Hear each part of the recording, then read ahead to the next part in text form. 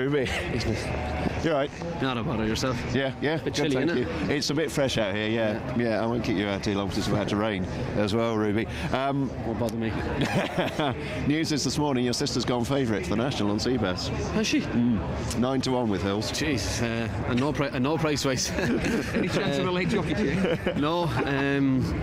Look, he obviously has a great chance. If he gets the trip, he's a mighty chance. It's the only doubt I have. Dad and Katie think he'll stay, but you never know till you try, do you? How's she handling it, Katie? I mean, she's a professional at this. She's been around, she's ridden festival winners, but how's she handling the build-up? Very well, I'd say. She's 27, she's not 17. No. She's a fairly level girl. She's pretty well balanced. She's able to make good decisions, and she's a good business head as well as everything else. So, I'd say she's all right. Okay. What about your fella on his own? Yeah, I don't know. He definitely has a chance. He went a good gallop in the Tayes days. He jumped really well and he kept going and won an absolute canter. If he can get into the same rhythm today, he definitely has a chance. I have a slight worry about him going left-handed. He does jump a little bit to his right.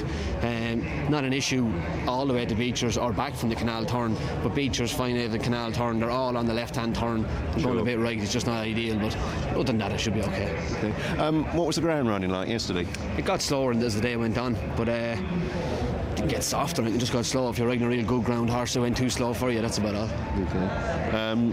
National course today. Have you been out and had a look at it? Yeah, I rode it yesterday, and the fence were riding really well. A lot of spruce on them, and they were riding really well. And I think there was only 3 fallers yesterday. It's still proving a big test. But we went a bit steadier yesterday in the top of them, and it was an enjoyable race to ride in. Okay. I don't suppose they'll be going steady down to the first today. They probably won't, but. The fences, they're riding really well. They have a great job done with them. Okay.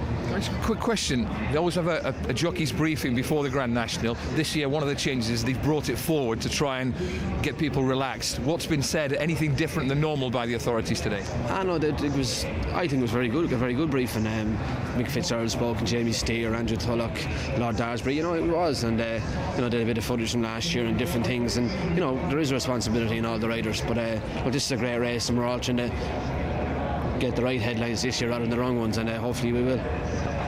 Well, you've got all sorts of options, all sorts of decisions to make through 30 fences. Will you at any point be having a quick look round to see where your sister is on Seabass? Is she likely to be ahead of you for much of the race, do you think? No, I think I'd be good and handy and on his own, or as handy as I can try to be, but as you said, lots of decisions to make. To me, you go out with only one plan, get a good start and get to the first, and when you land over the first, start making your plan for the second. And take it from there. Pretty much that's it. I mean, you can't go out with plans in the rest of the Grand National. You go to the first, I want to be 7th or 8th down the end, or the one in front falls, you end up 17th. It's make a different plan anyway. Sure. So you might as well go out with a fluid notion in your head and work on from there. And the build up to the National and the early races, Ruby, today, we've got all the hallmarks of a stellar card, haven't we, with the likes of Simon Sigg, with Sprinter Sacre, who seems to be one of the best novices around since God knows when, and then a corking renewal of the Aintree Hurdle. Yeah, exactly. I can't wait till the first 2 races are over, to be honest with you. I can't see myself getting involved in either of them, but then obviously the Aintree Hurdle looks a good renewal. Obviously 4 horses with a big chance: Oscar Whiskey, 1000 Stars, and Paul's 2, Rock on Ruby and Zarkandar. I'd say Rock on Ruby's the one to beat. He won the Champion Hurdle, I'd say, on merit, and he could be the one to beat. Yeah, and he's going to handle the step up in trip fine, isn't he? The way he was coming up the hill at Cheltenham, it'll play to his strengths. You'd imagine it would. I mean, he ran a cracking race in the Neptune Investments last year, over 4.5 in Cheltenham, so I can't see 2.5 being an issue. Okay. Anything to add, Graham? Am I right? Are you riding Shepherd Tertian in the 3 mile handicap? He must have a right chance today. That form of that Hunter Chase at Cheltenham is working out tremendously well. Yeah, he did run a cracker side, so he obviously beat him.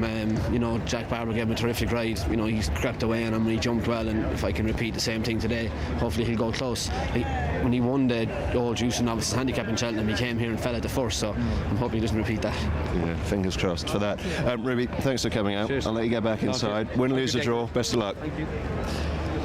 Those are Ruby's rides this afternoon. Molotov in the first, Tubab, a 10's chance with Hills. Well, it looks as though it's all going to be about Sprinter Sacre in the 2:15. Zarkandar, top price 2-1 with Hills in the Aintree Hurdle. 2's Chapeau Tertian, 16-1 on his own, up against his sister, who's now on the 9-1 favourite with Hills, Seabass. Yeah.